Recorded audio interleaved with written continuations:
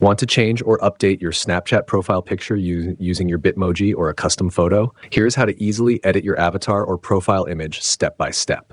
First, open the Snapchat app on your iPhone or Android device and tap on your current profile icon or Bitmoji in the top left corner of the screen.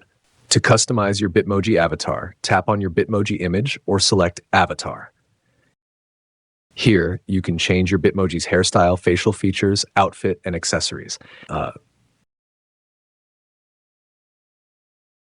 Once you are happy with your look, tap Save in the top right corner. If you want to change your Bitmoji's pose or background picture, tap on the Scene option right under your profile card.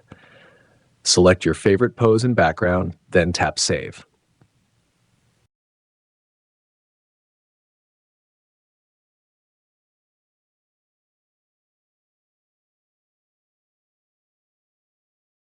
If you want to completely remove your Bitmoji avatar and start fresh, click on Start in the Avatar section.